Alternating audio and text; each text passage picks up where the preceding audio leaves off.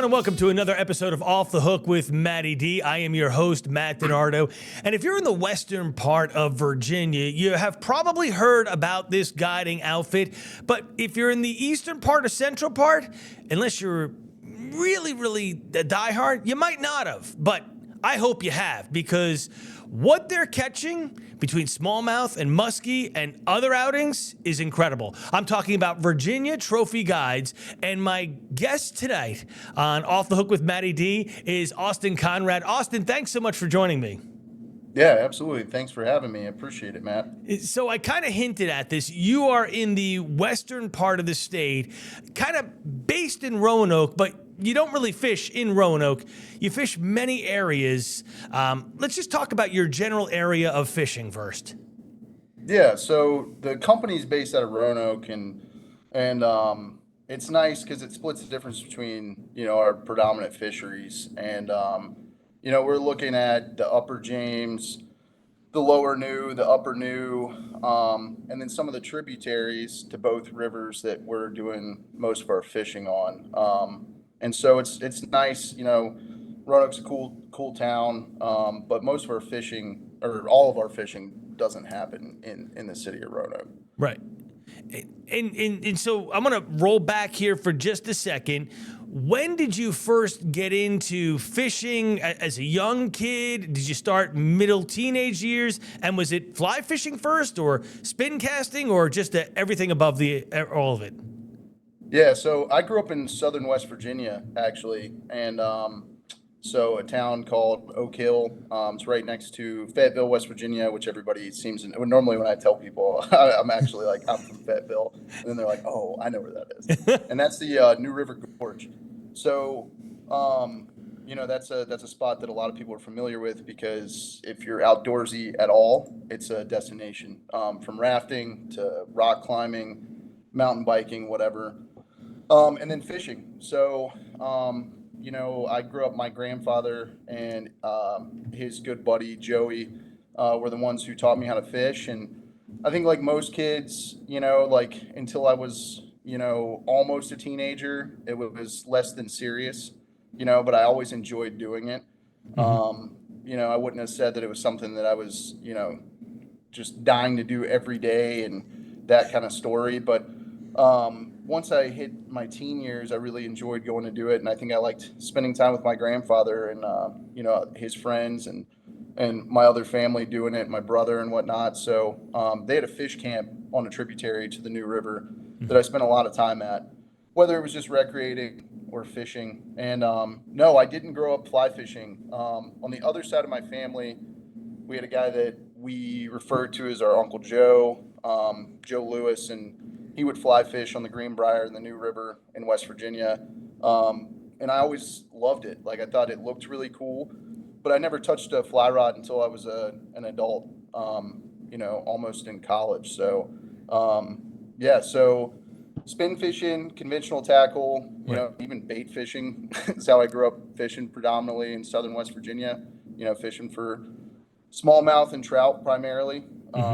My grandfather did some musky fishing, cat fishing, but didn't do a lot of that with him as a youth. But yeah, so grew up doing that, and kind of fell in love with fly fishing in college. Went to college at Penn State, and worked for a fly shop there when I was in college.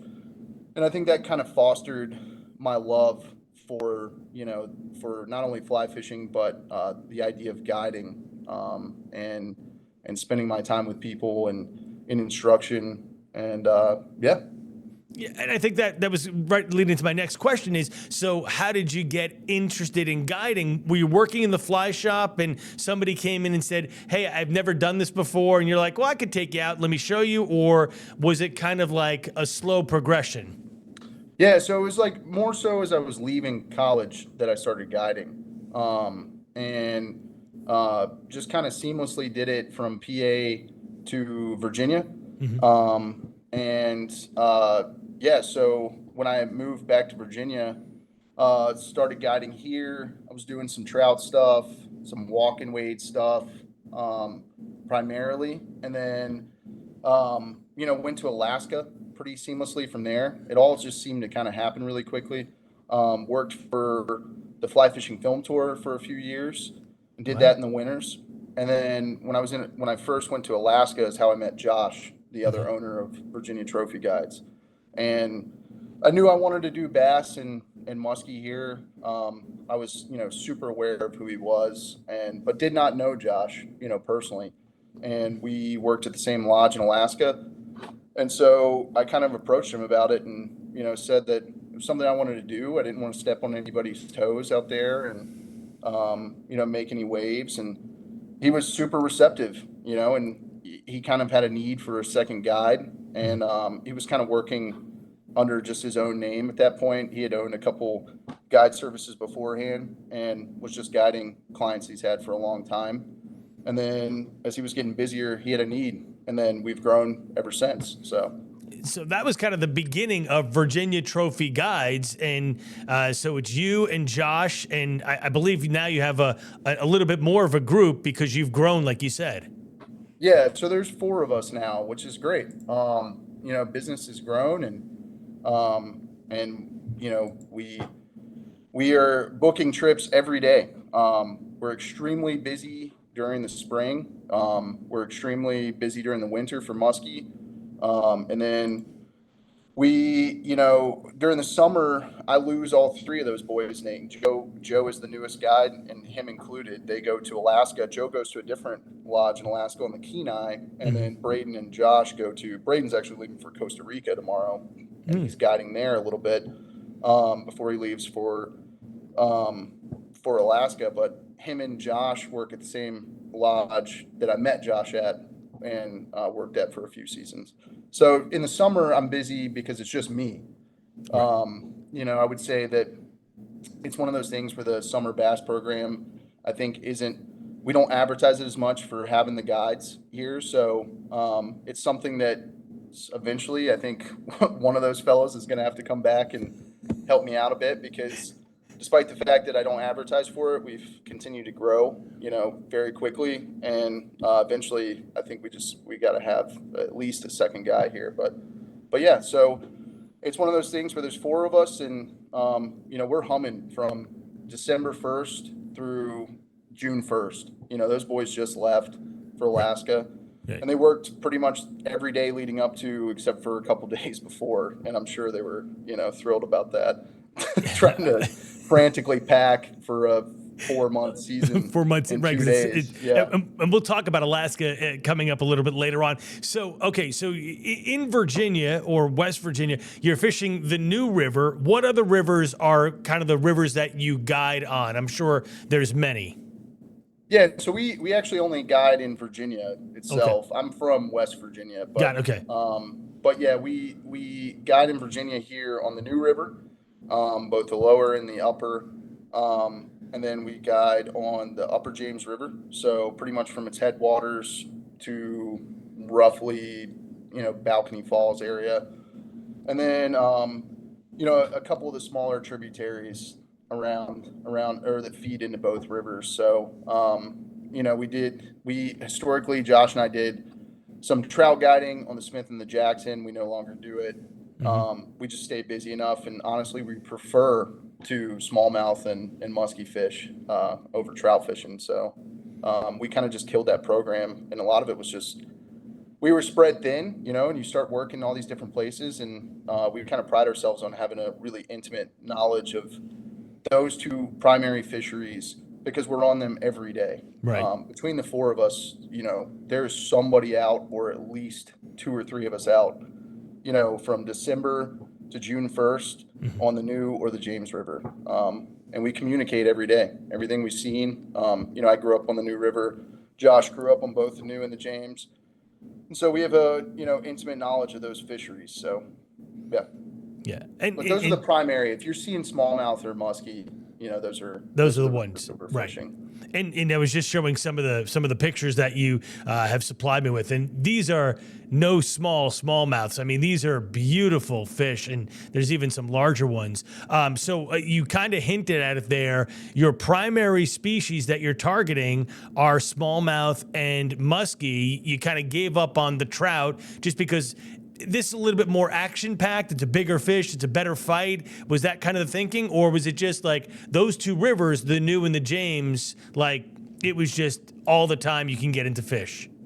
I think this might upset some people, but I think Josh and I we were sick of trout. I mean, between no. PA and Right. growing up fishing for trout and stuff. And yeah, if I'm going to be out for 8, 10, 12 hours in a day with clients, I'd much rather watch them catch 18 to 22 inch smallmouth or, musky up to 50 plus inches. Right. It just, that's what gets me, excited. And I think that it also doesn't hurt that smallmouth are kind of the in fish right now. I'm not aware of that.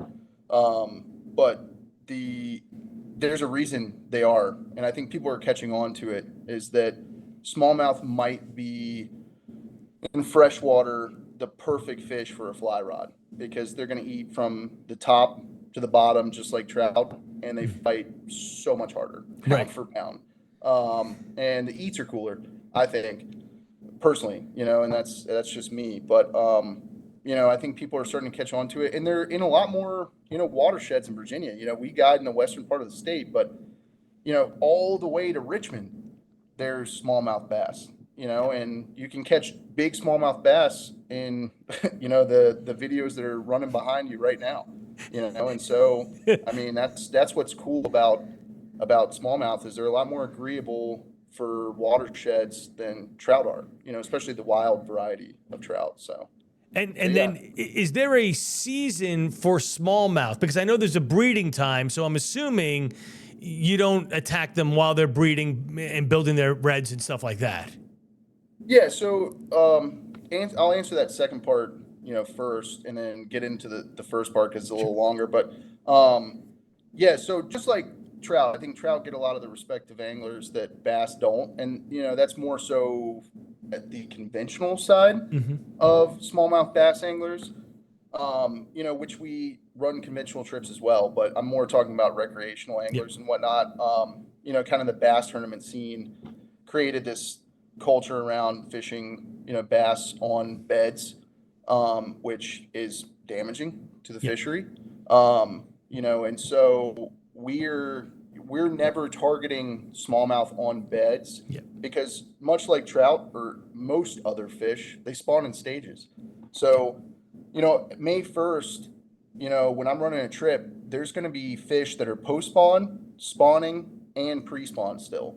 And so what's great about that is I can go to places that are not spawning flats, not spawning areas, and I can still target not only smallmouth, but the larger variety of smallmouth in those kind of feeding zones, post-spawn or pre-spawn.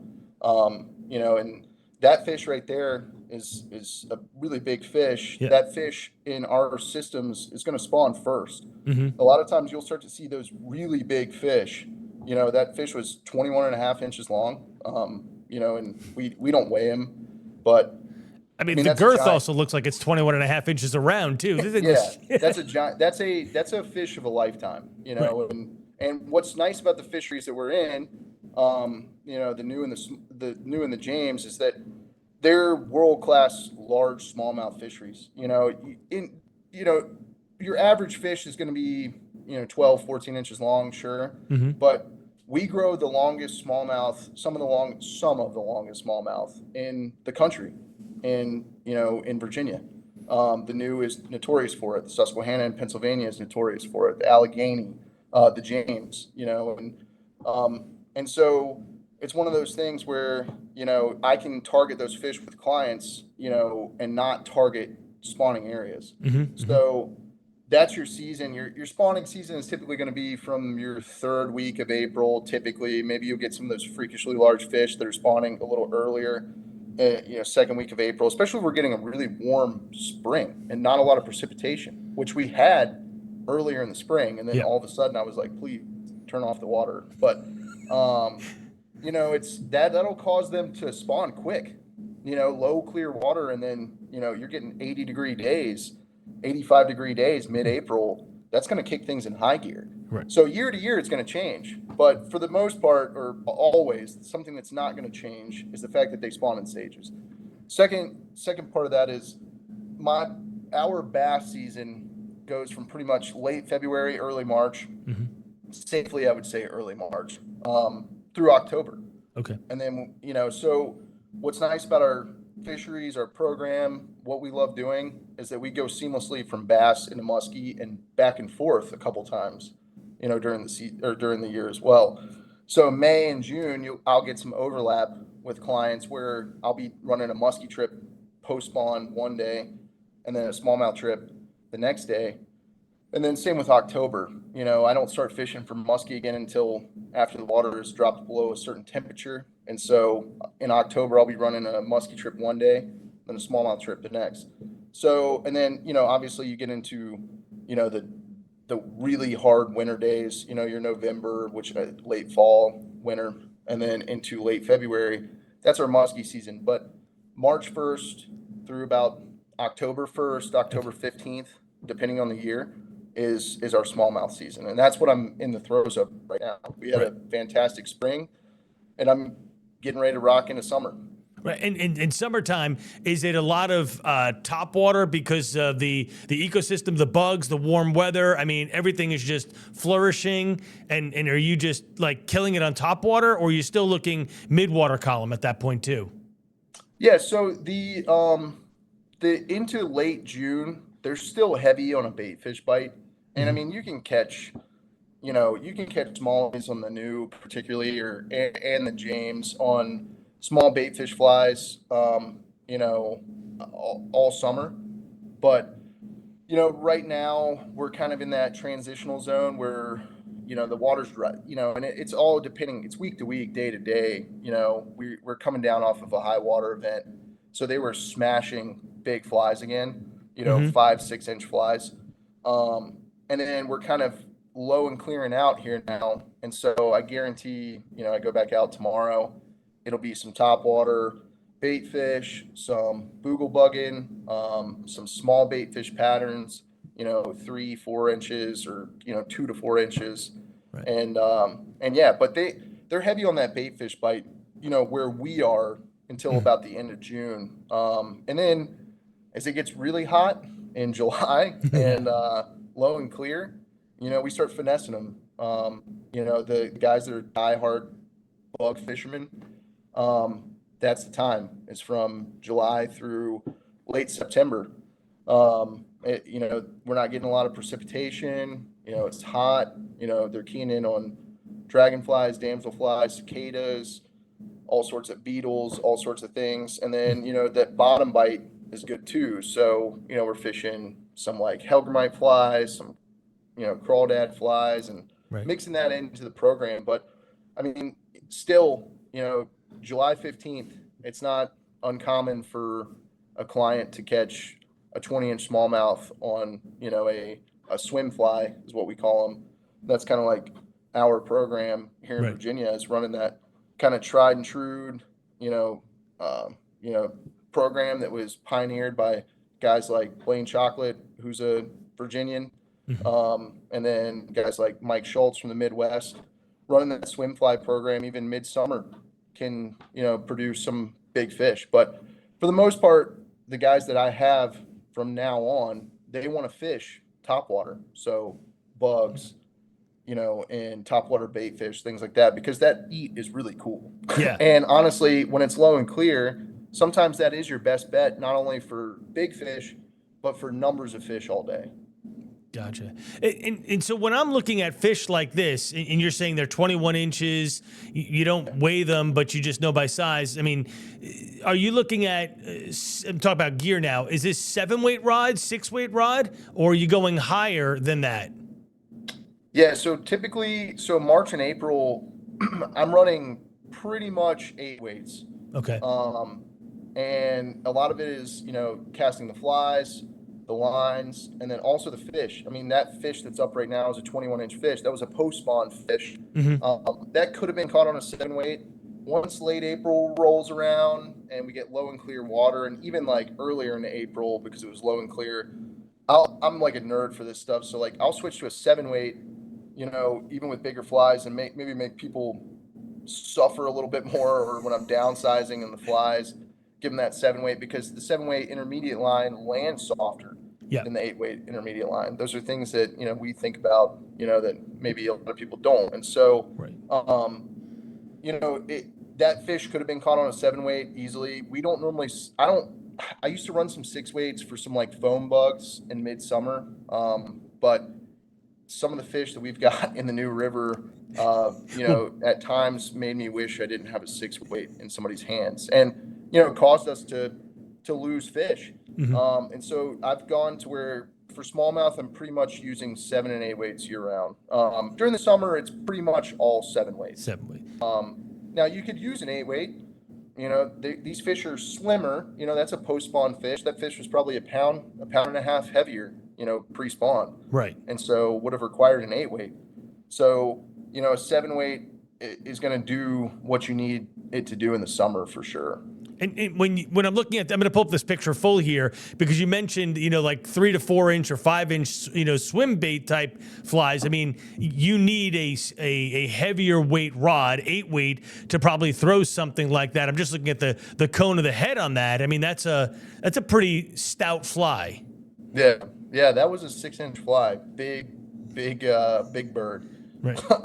That thing was 6 inches long, I think, and tied for that, those water scenarios, tied that just a couple days before that trip. And it's hard to tell because our rivers are super green anyways. I mean, they're greenish, but really clear. That water was extremely dirty and running super high. So that was, again, a post-spawn scenario date. But, we're adjusting, we're throwing things that we might have thrown in late March, sometimes in mid-May, because we have to, because of water conditions.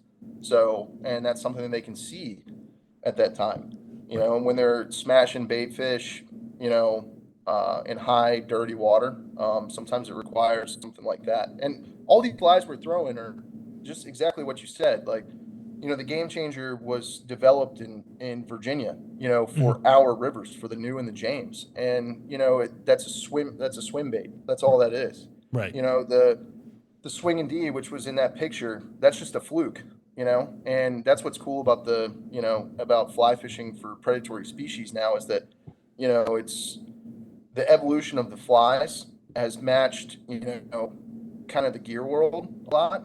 And, it's a lot of innovative guys like Blaine Chocolate and Mike Schultz that probably got sick of watching guys catch big fish on flukes, and they were like, and swim baits, and they were like, screw that, I want to catch those too, and do it on a fly rod. So they design a fly that makes it look like that, and they create the same motion and all. Right? Yeah.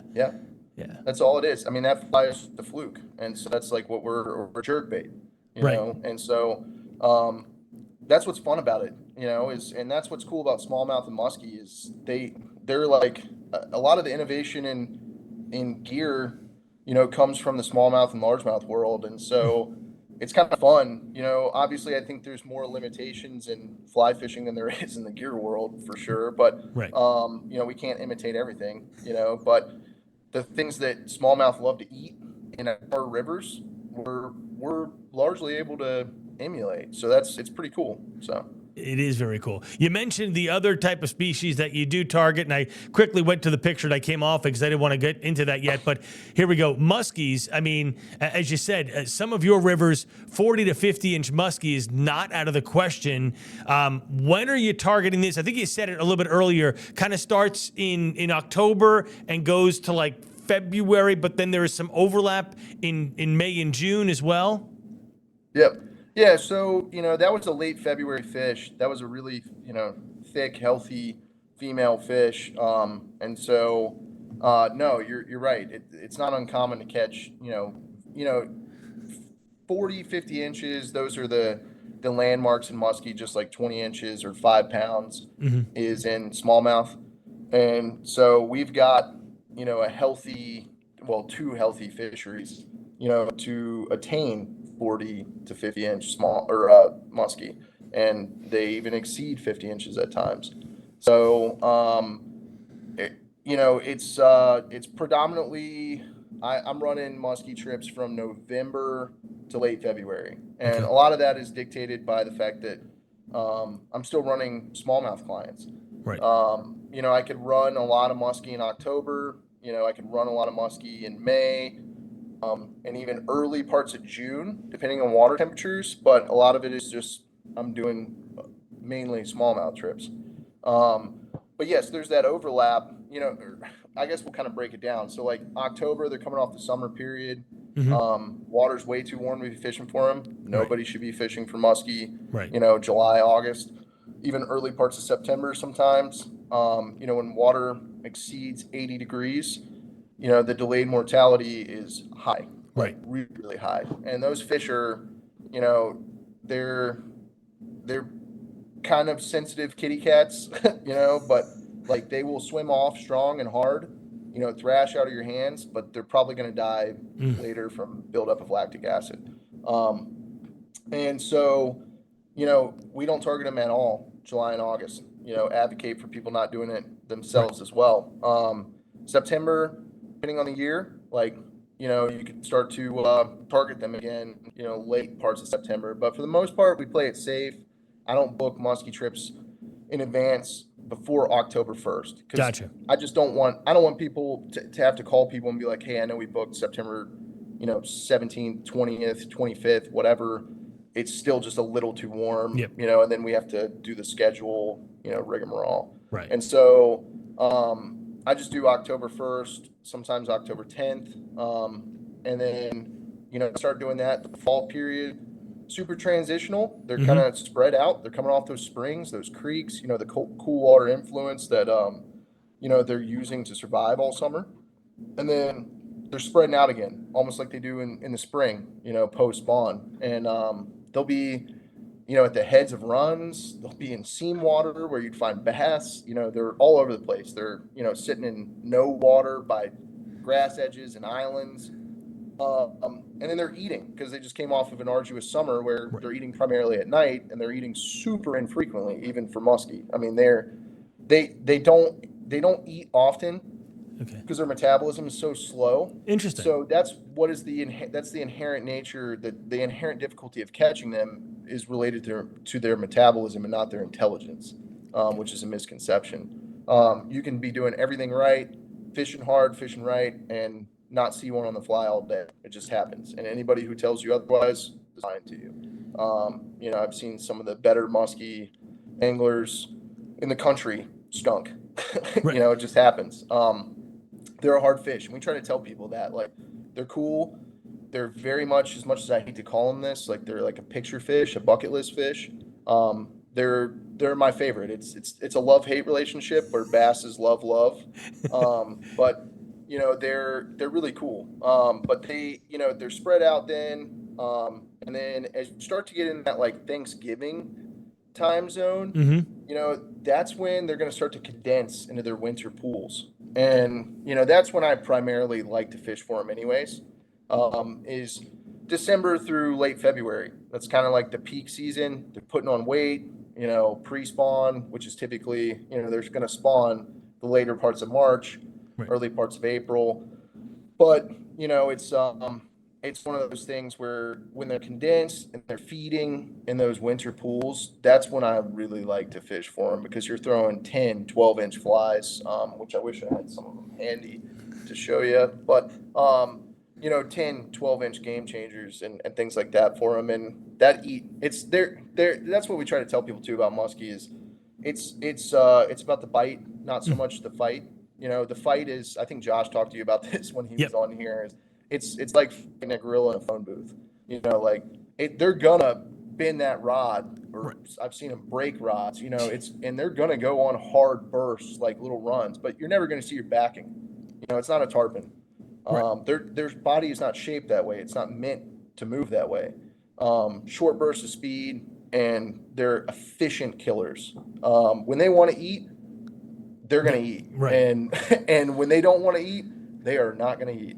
Yeah, and I think it was Josh when I had him on in November. I think he said that it is possibly the hardest fishing there is because you could cast all day and never have a chase. As you just said, I mean, you could be doing everything right, and the fish just aren't at that metabolism where they want to eat right at that point.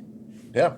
Yeah, no, I mean, I've been out with Josh and Blaine and other friends of mine that are, seasoned musky anglers and not seeing a fish all day. I mean, and it happens, Right. and that's the way it is, the inherent nature of musky fishing. But I think that's what also kind of makes them special Right. is that when you do put one in the net, that is like the coolest moment. And I often like tell people this too, where it's like I'll guide smallmouth all day, and the guy in the front sometimes like will outfish the guy in the back, or the angler in the back, and they'll be fighting to switch, right?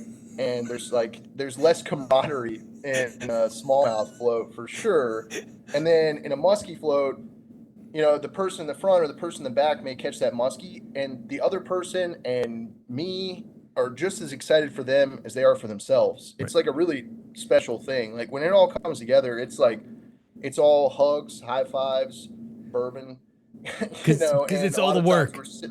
we're sitting there for 15 minutes, and it's not even my doing, it's their doing. We're both just like let's just chill for a second and just like let soak that moment up, and that's a really cool thing, and I think that's where they're kind of like, I've called them hillbilly permit. They're hard to catch, and it just like permit, and so when it comes together, it's really cool, and I get to watch that, you know not every day, but close to every day, Yeah. and it's a really cool thing. I do love it. When you're going after fish like this, and you said you're throwing 10 to 12-inch game changers, getting back to gear here, are you using a 10 weight rod, 11, 12? I mean, it's got to be relatively big, or are you using like a 9? Yeah, so I'm using 10s, 11s, and 12s. Oh, okay. A lot of times from December to February, I don't touch a 10 weight. If it's super low and clear in December, which that happens, this past December was super low and clear. I was using intermediate lines. I was scaling down on the fly size, so I was using 7, 8-inch flies, Mhm. less flash, stuff that hovered more. And then January, the rivers filled, and got green. And so I was using primarily 11 and 12 weights and those 10, 12-inch flies. And then I was also using, your 500 grain full sinking lines. Right. And so it is, Josh, kind of touched on this too. It's it's definitely arduous for sure, and we are cognizant of the fact that people are working their tails off, and we are too. Hmm. And we definitely we kind of have to toe a line with people, and I think I've gotten pretty good at it where it's like, all right, like somebody will call about muskie, and they're like, I just bought my first fly rod. I saw pictures of muskie on the website or on wherever in some magazine, whatever, and or on Instagram, and I'm like, I have one, and I kind of have to like call or gently talk to them about like, look, like this is a fly fishing's a journey, right? As cheesy as that is to say, Yeah, it is. but it's a journey. It's a marathon, not a sprint. So it's like, come out. Our smallmouth program, from summer into spring, whatever, is maybe a little bit different than a lot of other guide services programs. Hmm. And we're hunting the biggest fish, and I'm like, look, this can translate into monkey.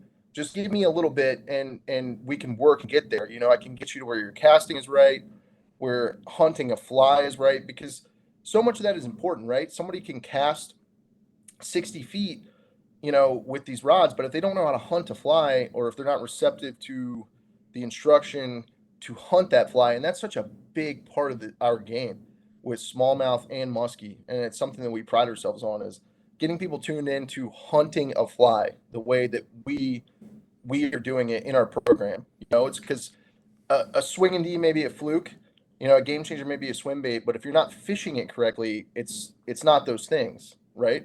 And if you're not feeding the fish they want the way they want to be fed, sure, you can catch smaller fish, all day, but the fish may elude you. And that's part of our program is kind of carrying that torch that Blaine created, and trying to get people to where we're looking for the fish, and we're happy to go out there. I guide plenty of people where they're like, hey, I just want to catch fish all day, and that's great. I may alter the program a little bit, I may not alter it at all Hmm. seasonally, but it's one of those things with muskie where it's like hunting a fly is such an important aspect, and it's like, well, come out with me when we can smallmouth fish and hunt, a swim fly or a game changer, and we're going to get more results throughout the day, more feedback, and then we can translate that to a muskie trip. Because a lot of, like I said, you can hunt like a muskie fly the right way all day, and you may not ever get feedback. Right. Or, you may move 6 fish and never even hook one, or you may hook 3 fish and never catch one. And so I've seen every scenario. I've seen first cast muskie, I've seen last cast muskie, like sun going down, we shouldn't be on the river still, muskie, and I've seen sun coming up, frozen guide muskie, and so it's one of those things where I think that if people are willing to work with us, that's what we pride ourselves on doing is understanding, kind of what makes them tick and how to hunt these flies the right way. I think Austin, I think that's an incredible way to talk about it, because I think I know myself, right? I started fly fishing 30 years ago on a small stream in upstate New York for brookies and browns. And relatively speaking, it was dry fly or a caddis. You kind of lay it out there, no splash. And the fly kind of does the work as long as you don't do any drag. The fish is going to come up and take it. You're not working, or as you say, hunting the fly. But then when you get into stripers or, shad, you're moving the fly differently. You're starting to work the fly in the water. And I think I totally get it. I mean, if you're not receptive to what you're saying as a guide, me as a client, to move that fly a certain way, to strip it certain ways, to pause and whatever, then I'm just wasting your time and my money. I've got to listen. Sure. And I don't want to have that sound like a turnoff as much, because what's cool about it is when you learn to, because I may have came off that way. You didn't. What's cool about like learning to hunt a swim fly or a big game changer is that it's fun. Yeah. And when they receive it well, it works, and it normally translates to some of the biggest fish you've ever seen. It's this year with smallmouth, between the 4 of us, every day we saw personal bests, saw citation fish. We had an incredible spring season. This winter muskie season was great. There was only 3 of us at that point, but a great muskie season. Saw a lot of first muskie, saw a lot of personal best muskie, etc. And I think that when people buy into the program, right, and this isn't unique to us. Like I said, I mean, Josh has been good friends with Blaine for a long time. Was always the second boat. It's just gotten to the point where we run a lot more closely with him now. And then, the boys in Michigan we're super close with, they run the same program as us. When you buy into the program, you see the results. And that's what's cool about it, is that they speak for themselves. And so a lot of that is just when you understand how to hunt flies, the specific flies that we're fishing, specifically, and then it just translates to, great fishing opportunities. And that's what we love about it.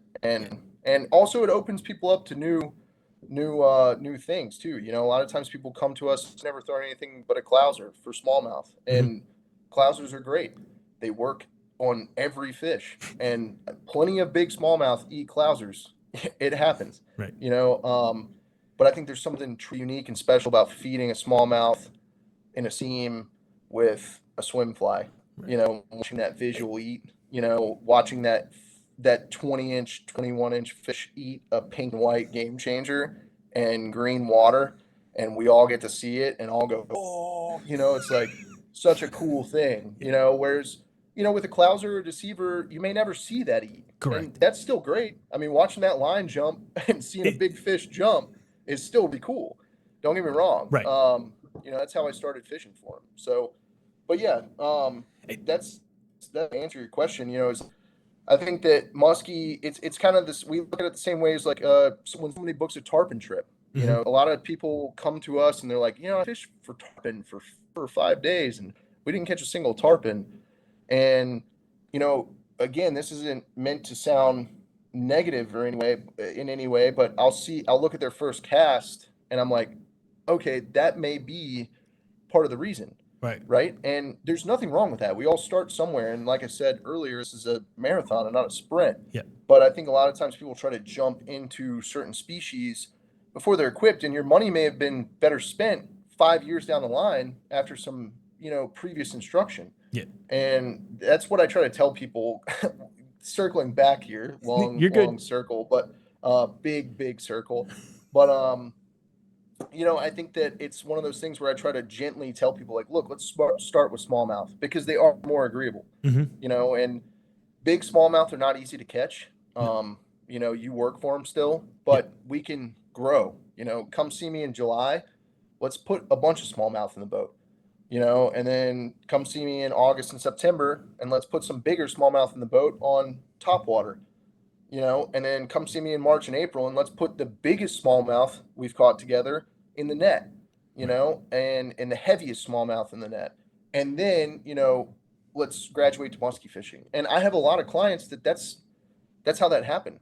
There was a gentleman right beforehand in one of the Robbie right there. Oh, okay. Sorry. Robbie fishes with me, all the time, multiple days a month. And he was so, he was actually the opposite, where he was not receptive to musky fishing at all. And I was like, Robbie, you're a fantastic angler. We should, you should consider coming out and musky fishing. And he was like, yeah, I did it one time and didn't see one with, in some other state. And I was like, look, man, I think this would be great. Now he's hooked. And Robbie caught 3 with me. Robbie's actually the other guy. He was the one with the muskie that you were showing me. Okay. And then, well, no, and it's all good. I mean, that's Scott. I'll get Scott to that. Too. I'll go right. Scott's great too. Of course, Scott will probably see it. But yeah, Robbie, he's holding a big smallmouth in another picture as well. And he was, I think we were 3 for 3 on muskie this year, and every single one of them was north of 40 inches, and that was the biggest one. That one was, I think, 44 inches long, and I think he hit a 41 and a 42. He hit the 41 and the 42 in the same day, and so now he's hooked. I fished him the other day for bass, and he was like, "Man, this is great. I'm having a good time." But I'm like really looking forward to November, And I was like, "Oh, see, like, you've been ruined," and so. That's one of those things where, that's kind of the muskie success story. We talked about the hard days. There are some really sweet days too. When they want to eat and when they want to show themselves, it's pretty cool. Yeah, I'm sure. And so, it's even the follows are wins. The hookups are wins, even if we don't get them to the net. I mean, not every muskie I see hooked comes to the net. Sure. In fact, I'd say a lot of them don't come to the net because they're really good at throwing a hook. I mean, I can't tell you how many we put in the net where as soon as I tell you to release tension on that line and there's any slack, that fly just falls out of that big, toothy, bony mouth. And it makes you think they were never hooked at all, but they want to kill things so bad that they clamp, and even under a tense fight, they will hold on. Wow. And that's pretty cool. I think that's what's special about muskie is they're apex killers. They lie in dormancy and they sleep most of their days of the week. And then when they're ready to kill, they kill. I mean, it's pretty cool. They're like dragons. Right. Right. Yeah. So I want to circle back and make sure I get this point. You did not come off because you thought maybe you came off with bad in terms of the hunting of a fly. I thought it was really well stated that you need to fish a certain way. So I think that was really, really well presented. So yeah. Oh no, and I think that was more so. I thought maybe I came off. Yeah, no, not at all. A little jerky about it. No. But no, it's a I think that, and it's like I said earlier, it's like I'm happy we can grow together smallmouth fishing, right? Where it's we can start with flies that are going to just give us feedback all day, and we're going to catch smallmouth of any size all day. And then we can graduate to these advanced programs. And that's what's cool about, smallmouth is they give you the opportunity to fish from top to bottom with feedback. And, like I said, you can fish in April in Virginia with a clouser and still catch giant smallmouth. And that's really cool. But I think that it's cooler to catch them with a big, pink or chartreuse and white. Yeah, I get it for sure. Personally. So let's talk a little bit about clients, right? So a client is looking to go out with you. Let's stick with smallmouth. What is a typical day? He calls you up or he sends you a message. Hey, Austin, I'm interested in, hooking up with you. How far in advance should they look to book and that kind of thing? Because you said like you're pretty booked all summer at this point. Yeah, so I mean, I do have availability, Right. in July, and July is the least slim month for me. Mm-hmm. It always tends to be, I think, like where it fills in by the time that it gets around to it. Right. But summer is one of those time periods where I think a lot of times people call way closer to an actual trip. Right. And it's like all of a sudden then my July is fully booked. It's like once late June rolls around, it's like, oh, there goes my month. But I've got some availability in July, a little bit in August, a little bit in September, but those are kind of your peak bugging. And I will say in the summer, June, August, and September, you definitely need to get with me the furthest in advance. Okay. I would say I tell people all the time, like 90 days out for the peak seasons,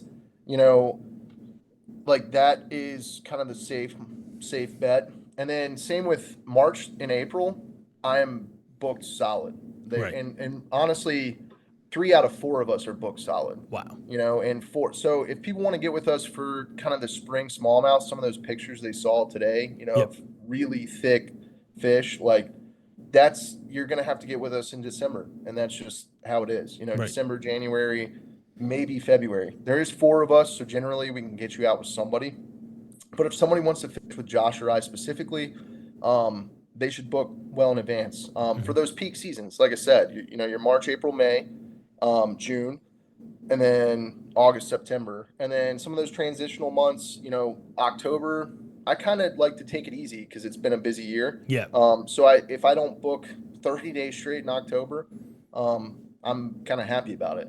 I got to have some time off, and November is when I start getting busy for Musky again. My January this upcoming year is already completely booked. February is just about halfway filled in. Mm-hmm. December, I leave to a lot of my regulars, and I work all the way up till about the 22nd of December, and then I take off until about the 1st. Mm-hmm. And that's kind of like my little, family time. Yep.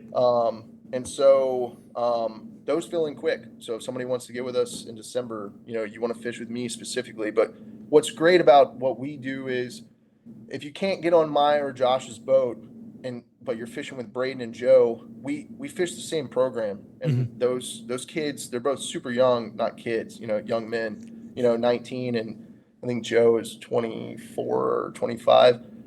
They're extremely talented. We're super proud of them. They run the same program we do. And that's what's nice about it is if any of this sounds fun to somebody, we all fish the same way. We chat every day. We pride ourselves on it, and we don't hold back anything from each other. I want somebody to go out with Braden or Josh or Joe and, having the same incredible day that they would have with me, and that's the God's honest truth. So. Right. And it's going to come back tenfold, too, because Josh is out. He's going to say, hey, Austin, we were in this area, and it was just, an absolute killer day. Or we fished this area, and we really didn't touch any fish. You might want to avoid this. However, that kind of works as you guys talk to that. So what is the length of a guided trip with you? Is it 6 hours, 8 hours? And when are you starting? I guess it might depend on the time of the year, too, because if I'm going from Musky, I'm not really want to be on the water at 6 a.m. in the pitch dark with frozen islets.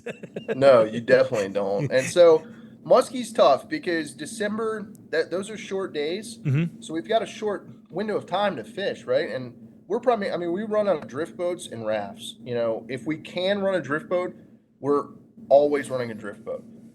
There are some floats, no matter the flows, whatever, that we're running rafts. But, so people have to consider that, we're floating. And what's great about floating is it gets you into accesses that a lot of people can't get into.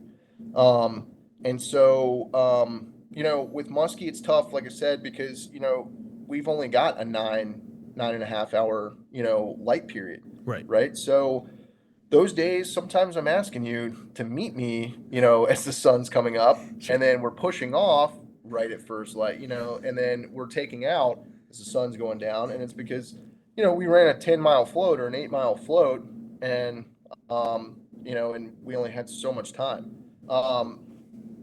Spring bass, you may meet us at 9 or 10 in March or April because the mornings are super cool and the bite is not going to get good until 11 noon anyways, until that kind of warms up. And then, in the summer, sometimes we're meeting at 11 a.m., because the afternoon and evening bite, people don't realize this, but some of my favorite smallmouth bass fishing is when everybody's eating lunch. And I think that's such a crazy misconception about bass, is that the midday bite is bad. That's like some of my favorite. So a lot of times then I'll start my days at 11 and I'll let all of those recreational kayakers and boaters and everything move through. And then you and I have got the river to ourselves until 7. And instead of eating lunch on the river, or we're starting at noon, fishing till 8, instead of eating lunch, we're eating dinner. Yeah. And so, it's kind of fun. And so, we've got options, but for the most part, going back to how long the days are, we have a half day and a full day option. We do not fish by the clock. Our days are not, hey, it's 8 hours, we got to get out of here. Right. Hey, it's been 4 hours. I would say half days are tough because we have to pick a float based on a certain amount of mileage. So those days tend to be 4 5-hour days, 5 hours at max, because we have to, one, you're paying for a half day, and 2, we have to pick the mileage based on that. So a lot of times those are more by the clock. Gotcha. It's not that we're trying to make them that way, but, full day, I'll fish you 12 hours.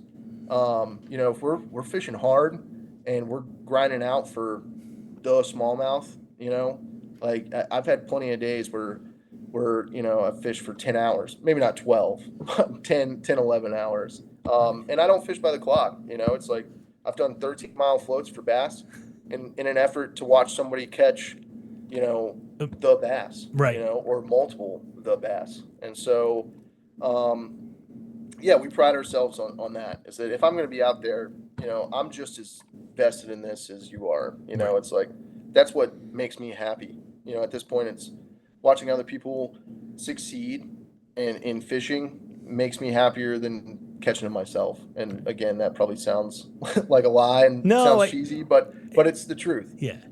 And so as a client, you supply all the gear. Am I bringing my rods? Because I certainly don't have a 12-weight rod, right? So I'm assuming you have it all, including the flies, tippet material, and I'm just bringing like my bag lunch, or you even supplying the bag lunch?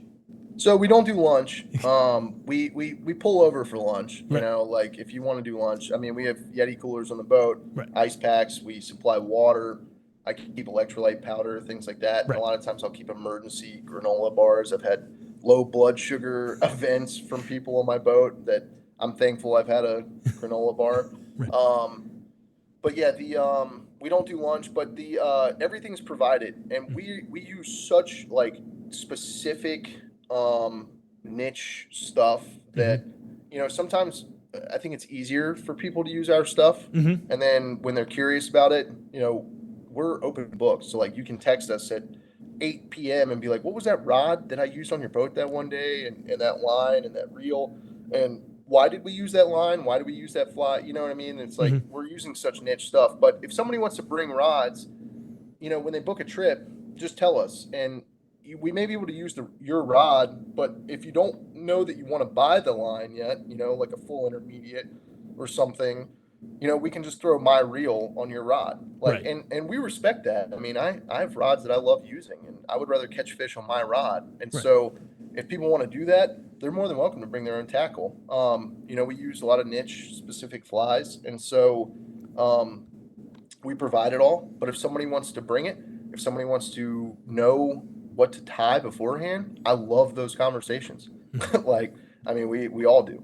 Yeah. So, they can just reach out. I'm an open book, like I said, and I can kind of tell you what we're using, roughly what's going to work that day. Sure. And you may not need everything that I have, but if you want some of it, or to bring some of it, to use something to catch a fish on a fly that you tied, I love that. Yeah. I think there's, no matter what you're going for, there is something exciting about catching a fish on a fly that you have tied. From trout to salmon to musky to smallmouth. I think no matter what it is, it's like I was able to fool that fish with something I tied, right? There's that feather in the cap, so to speak. Absolutely. Speaking of, I mentioned salmon because I want to quickly talk about this. You mentioned at the top of the talk today, you started guiding in Alaska. And you did that for a number of years, and you and Josh worked at an outfit up there. I don't remember the name, and you could certainly name drop it. That doesn't bother me. What was it like? Because I know it's a completely different world. I did Alaska in August of 24, and it was the most incredible place I've ever been. It was awesome. Yeah, I tell people all the time. I mean, it'll ruin you, and and especially Braden went up there his first season at 18 years old to guide, and I was like, you're ruined for the rest of your life. Like a young man like that, like I was like, you're toast. Nothing will ever seem as cool. But yeah, it's a really cool place, and I tell people all the time, like that is the place I think, like if you were to pick one fly fishing destination before we kick the bucket, that's where everybody should go. And out of respect to every other fishing destination, but yeah, it's a really cool thing. And so I worked at Naknek River Camp. Jim Johnson owns that. He also owns Katmai Trophy Lodge, which I worked for in the late seasons. And that's just actually I think it's 12 miles downriver from the lodge that I worked at. So he owns two lodges on the same river. And it's all 5 species of salmon, kings, silvers, pinks, chums, and sockeye. Sockeye is what most people know. Yep. Silvers, I think, are fairly, your cohos are fairly common as well. And then kings, your Chinook. Kings are your biggest, followed by silvers, then your sockeyes, and then your chums and pinks. And then, the Naknek has the world's largest rainbow trout. Rainbow trout that can hit 36 inches long. They're essentially steelhead. I mean, the Naknek it's kind of like a destination for people who love steelheading and want to catch a bunch of, kind of steelhead in one day, and kind of like what it used to be, I would imagine, in Oregon and Washington. Because we had a really cool spay program up there, which was new to me. Somebody who grew up in the South, I had never, never saw a 14-foot rod before. No, I rarely saw people fly fishing when I was young. I mean, it's super popular now. You see people fly fishing now all the time, but when I was young, you didn't see anybody. I didn't even see anybody fly fishing. So when I got up there and the owner was like, do you have any two-hand spay experience? I was like, no, I grew up in Southern West Virginia, man. Like, I was like, I don't know what any of this is, but I will figure it out, right? And so it's a really cool thing. And then fishing beads, which I worked at a lodge that has very low turnover, and this is going to sound biased, but I think the best guide staffs between those two lodges, the best guide staffs in Alaska. And the reason being is that most of those guys are there for 10, 12 years. That's a huge deal. And that's a huge thing. And so it was kind of intimidating for somebody like me, who my trout experience was in, some tailwater, your Jackson Smith, but mainly creeks, right? And so when we would do flyouts and fish across the lake in the small feeder creeks, I felt comfortable. I felt at home. That's it's very much just like nymphing at home or dry fly fishing at home, skating mice, whatever.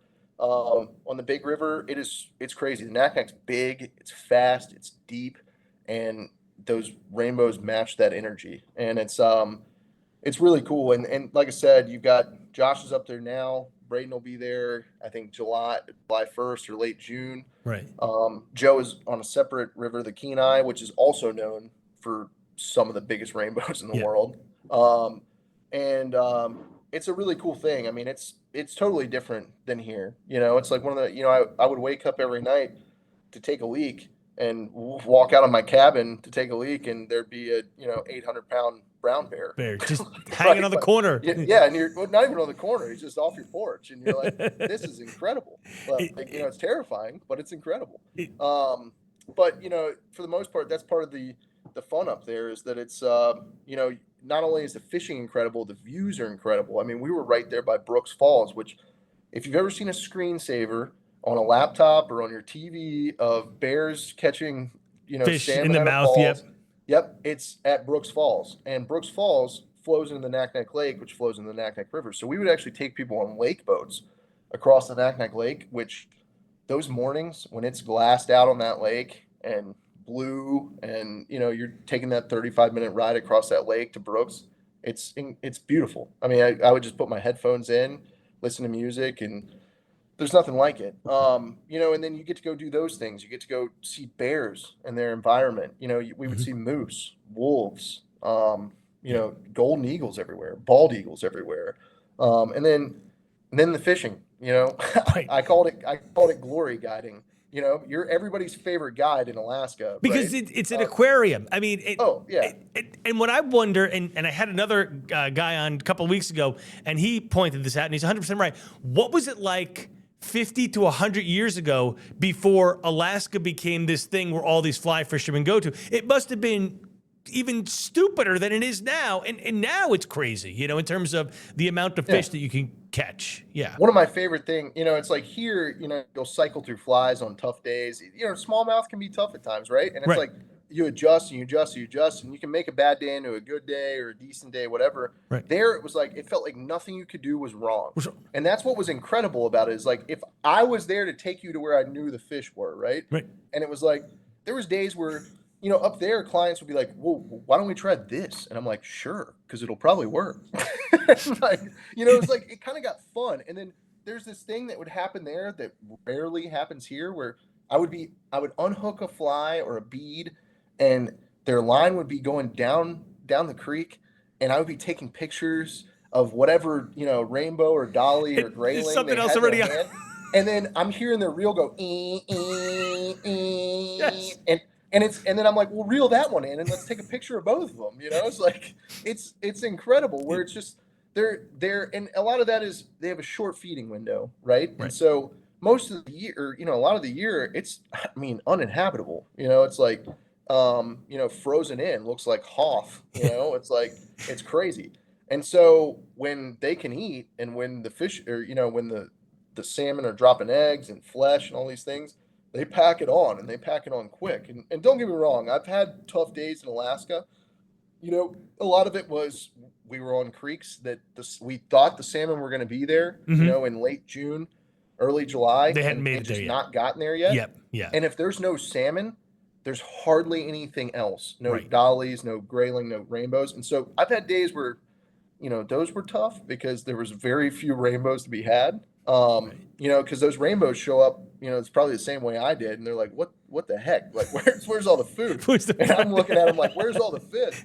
But it's one of those things where it's just such a cool thing, because I don't think, and there's a reason that people, not only guides want to work there, but people want to go back every year, because those memories I have are some of the best fishing days I'll ever see, right? Some of the coolest moments with kids and families and older gentlemen, younger gentlemen, younger people, older people, where they're at the end, and this was always their bucket list. And it is one of those things where I tell people, and I would see this all the time, and I kind of notice these things, is like a lot of people wait until it's like, hard to go up there. Yeah. And doing some of these flyouts, like I would drag, there was 80-year-old men that I would take on 7-mile walks, through the tundra to get to a creek. And that's a tall order. It is.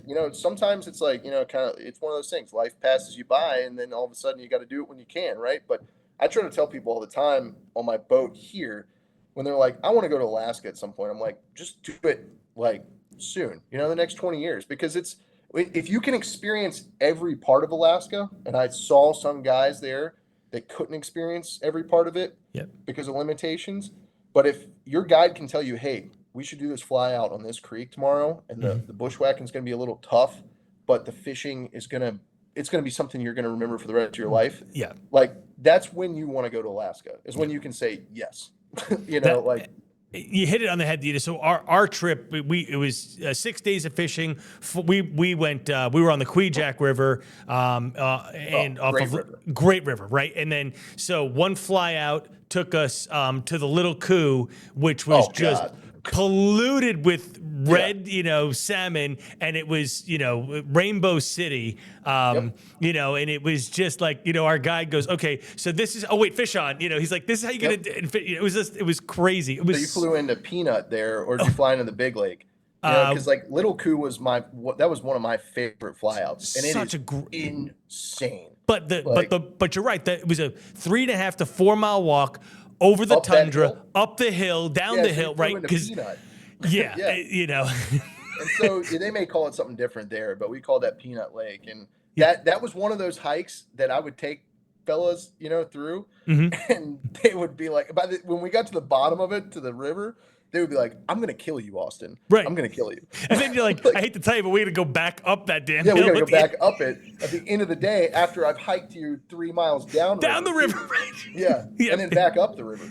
But so we had a bunch of groups. We had 6 guys, so it was 2 fly out. It was 1 fly out, 2 guys a day. So the first group that came back, they were like, the hike is killer, but the fishing is so incredible, and so we knew what to expect. And really, you're on such a high after that because I landed a 31-pound rainbow, a 31-inch rainbow, and I was a pig, and I was like, "This is unbelievable," So it was awesome. It really was. That river, it's insane. The quality of fish that are in that river. That was one of my favorite flyouts, and then we could go on about this for forever. I've got plenty, and I mean that's what's cool about that place is so like where you went on the Kvichak.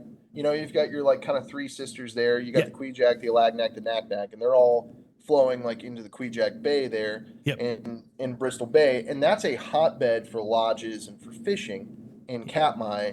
But there's other places, north of there where you can go, and creeks that I've probably never heard of, and it's like no matter where you go in Alaska, I think in Southwest Alaska, no matter where you go, there's really not a bad place, right? I mean, you can always, like I said, I'm a big fan of Naknek River Camp and Katmai Trophy Lodge. Jim is probably going to be the best boss I've ever had. Right. Hopefully, I'm never going to have another one, but. It's one of those things where, that guide staff is fantastic.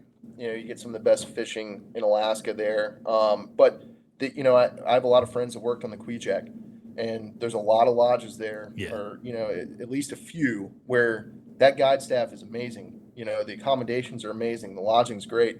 And that's what's great about Alaska is you can't really, it's so hard to get in sometimes that sometimes you got to just pick a lodge. Right. And so, yeah, and you can't really go wrong whether you're on the Kvichak. You can't. There are some. Yeah, there are some sketchy ones, but you're gonna make the best of it. But to your initial point though, the first day that we're out on the river, I'm staring at everything but the fact that I'm on this amazing river. Like I'm like, there's moose, there's fox, there's bald eagle. You're gold. I was just like you're in a zoo. Yep. That's so natural. And, and then the water, you're seeing 15 feet down and looking at the pebbles like it's crystal clear. The whole thing was just incredible. Yeah. So, I've got incredibly fond memories of that place. And you said the foxes. Those were honestly my favorite animals up there. They're so friendly there. And it's like, I love foxes here. Right. And then they're like the most incredibly friendly foxes in America or in Alaska. I had them come into my cabin before and sleep under the bed, like things like that. It's just one of those things where it's incredible. Yeah. All right. We can talk about Alaska all day, but you're done going to Alaska. You did your thing up there. It is a tough 17 to 19 week season, depending on what it is, because for you guys as guides, it is a grind because it's Saturday, people leave. Saturday evening, people come in. You're cleaning gear, getting it ready, flip it over. And I never saw guides work so hard. Just day in and day out. And, it's every day. It's incredible. But it's what makes the experience for someone like me, we truly appreciate it. So, yeah. And that was one of the cool things up there is that I think that client, and when I worked up there, much like here, at this point here in Virginia, I've got the same scenario where it's like I see the same people on the same dates every year. And Alaska was a lot of the same way. And it was like, you got to know them personally, and they were super appreciative. I got to know their kids and, their wives and whoever else, right? And their parents, grandparents, whatever. And that's one of those things up there that I think is so cool, is that there's so much effort that goes into it, and it's very much appreciated by the clients. Like, it's controlled chaos, right? Running an Alaskan lodge. The fact that Jim does it for two of them, with a ragtag group of boys from the South and Michigan, some blue collar boys, but the fact that he's able to do that, God love him. But it's like everything can go wrong in Alaska. It's like, and it never really seems to go wrong. It's how it doesn't. Looking back on it, I don't know. Because but if something goes wrong, it's not like you can run across the street to Lowe's. There's no Lowe's, for a couple hundred miles. Yeah, no, everything's flowing. On the Knack we were lucky because we had a hardware store an hour drive away through the bush. But in Knack, the actual port town. But, and then we would go to the hardware store and it'd be like, a can of paint was like $30. Right. And you're like, oh man, like we had an old building, a shed fall over, and it's like, that's going to cost us $30,000 to build a new shed. It's like, people don't realize how much work and how much money goes into Alaskan lodges because it's so remote. Right. And places on the Kvichak the same way, places on the Alagnak. I mean, it's just, and there's lodges that are even more remote than those three rivers, where everything has to be flown in. It's all flown in, and it has to be shut down, and everything has to be drained because winters are just ridiculously harsh. The weather, if you let something stand for 2 years, the weather just destroys the heck out of it. It's all over, So winterizing. It's crazy. All right, let me get back to this. Let me bring up Virginia Trophy Guides. Austin Conrad has been with me. World-class fishery right here in Virginia. The New River, the James. We're talking smallmouth, 21, 22 inches. Personal best, he said, all spring is going to have great. It was a great spring. It's going to continue to be great this summer. And then, of course, as we get into November through March, it's musky season, which you'll work hard at. But Austin and his group will work very hard to make sure you can at least get, hopefully, into one of these beautiful fish. It really is awesome. And again, it's virginiatrophyguides.com is where you want to go. You can check out the guides. It's Josh and Austin are the two owners. There are two other guys, Braden, and I think you said Matt, John? Joe, and he's actually not on the website yet. He's probably going to be pissed. If you want to out, right? If you want to learn more about the waters, you can do that, and of course, you can book now on the top right. Austin, it has been an absolute pleasure talking with you. Thank you so much for spending the time. It's been great, and I wish you luck for the rest of the summer. Not that you need it, but you are pretty busy, which is good for you for sure. Yeah, thanks, man. I appreciate it. Thanks for having us on, and hopefully we'll get to do it again, give you guys some updates, and you'll have to get out there and do some fishing with me, Matt. I think we'd have a blast. I think I would do the smallmouth so that we can work on the correct hunting of the flies. I know my limitations. Right on. Well, whatever. Very good. Hang out there for just a second. Again, my guest has been Austin Conrad of Virginia Trophy Guides. Please check them out, virginiatrophyguides.com, and you can find out more about them on their website. Check it out. I mean, smallmouth, it was great pictures. It was incredible. All right, that's it for Off the Hook with MattyD. We'll see you again next time. Thanks for joining us for another episode of Off the Hook with MattyD.